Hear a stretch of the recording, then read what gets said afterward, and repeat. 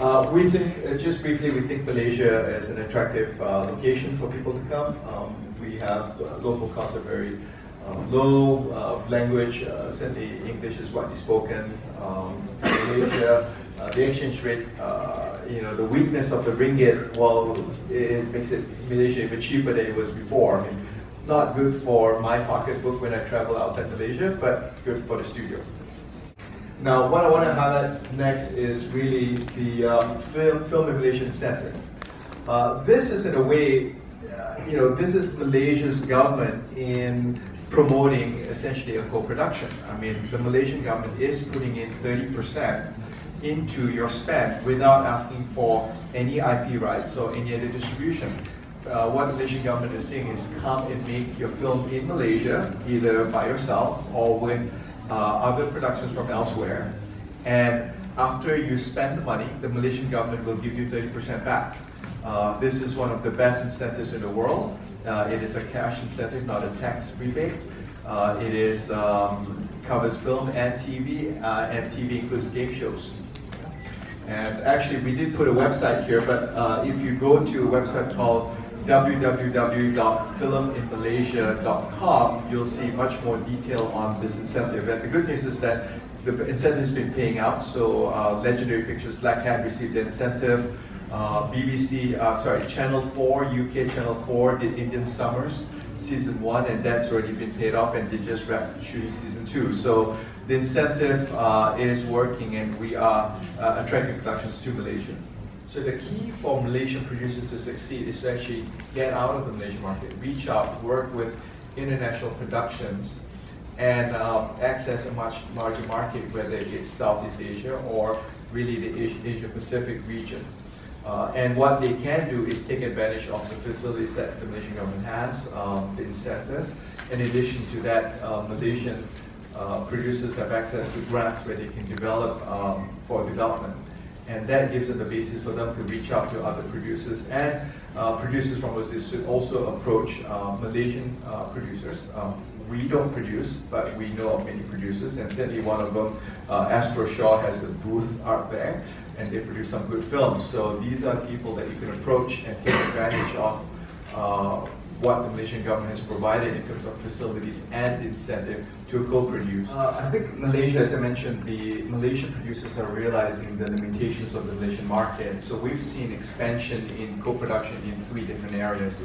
Animation is one example where historically Malaysia was doing a lot of outsourcing work, but the problem with outsourcing animation work is that you're always competing to be the cheapest price, and that doesn't last very long because someone will always find a way to do it cheaper than you. So Malaysians have been co-developing IP. One example was about 2 years ago, there was a fund created called Ideate Media, and Ideate invests in productions, and one of the productions they invested in was a co-production on a children's TV series with Australia. Called Bubble Bath Boats. So that's sort of like Thomas the Tank Engine, but for boats. Another example we see in TV. So we have Media Prima, which is Malaysia's free-to-air broadcaster, and they've done collaborations with TBS and I believe, and also can't remember the other one, but basically they've got 2 Japanese products called. One is Find My Wasabi, and the other one is Railroad Journey. So these are examples where you have a cross-cultural, and I think in Find Wasabi they've got 3 celebrity from 3 different countries across ASEAN traveling to Japan and talking about the experiences in Japan. So you have a good cross-cultural road trip sort of combination series there. And in films, we're seeing that too. And where Malaysian producers are getting smarter is their co-production may not just come in the form of money, but where their partner is actually a distributor who actually knows the market. So we see that where they want to reach out, especially to, say, the Western market, or where we're seeing the increase in Chinese co-production. So this way, they're accessing the Chinese market, the Chinese money, and certainly Malaysia being 1/3 ethnically Chinese with a big Mandarin-speaking population gives them that cultural advantage. So these are the things that we're seeing. happening in Malaysia. The producer is the one that's primarily responsible for establishing this. The government can provide the conditions for it. Providing an incentive is one element.